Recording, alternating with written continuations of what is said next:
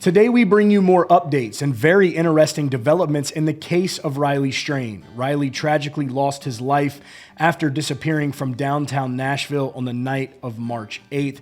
And today we bring you updates and developments from a recent interview which was done by family friend Chris Dingman with News Nation, where he has now revealed that the family had a secondary autopsy completed by a private company, as well as more information surrounding what Riley had on his person when he was located, and also to include police who are looking into another person of interest, according to Chris Dingman. More questions are being raised by the family as this new autopsy has indicated that there was no water in Riley's lungs, as well as information when he was located that his pants and boots were missing, and the only items on his person at the time when he was found was his shirt and his watch. So let's hear what Chris Dingman had to say when asked about this. During the interview with News Nation, Chris Dingman was asked about the new information that had been learned.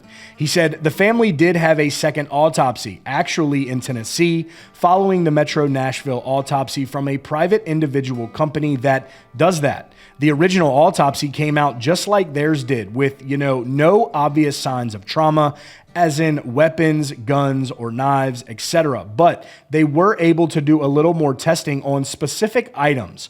One thing that threw the family for a loop was the coroner going on record with a news person in Nashville stating about the lack of water in his lungs. It raises more questions. I'm not a crime drama person by no means, but usually water in the lungs means that, they were alive when they went into the water. So more questions, but we hope they're going to get some answers at the toxicology.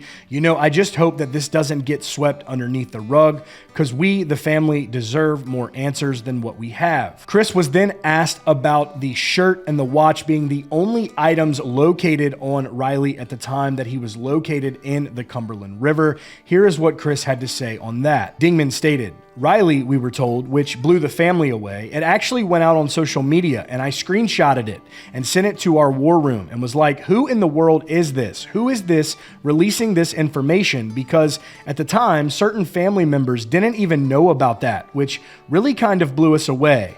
Not sure how they got this information. Once again, one more question. But yeah, unfortunately, the only thing that was found with him, as the police stated in their report, was the watch and the shirt. Everything else was not with him when he was found." Now, the interview continues, and Dingman is asked about police looking into persons of interest, particularly around a homeless camp that was near the last known location of Riley on that night. Chris Dingman responded to this question by saying, "Actually, one of the people of interest a little bit after an hour Riley was found, I was back at that scene and just happened to see that person.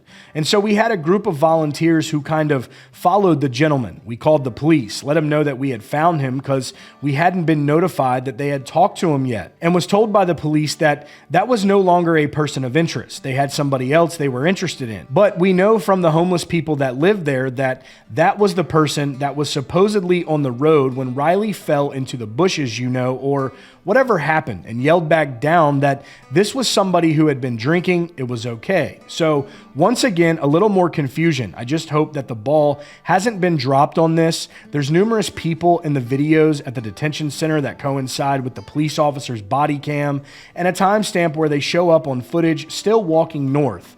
I strongly believe, and it may just be a family loved one knowing we want some more answers, but I think there is somebody out there that knows what actually happened that night, and we would love for them to come forward. Again, Chris Dingman's interview with News Nation just recently is very interesting to hear from him and to learn this new information that he has presented.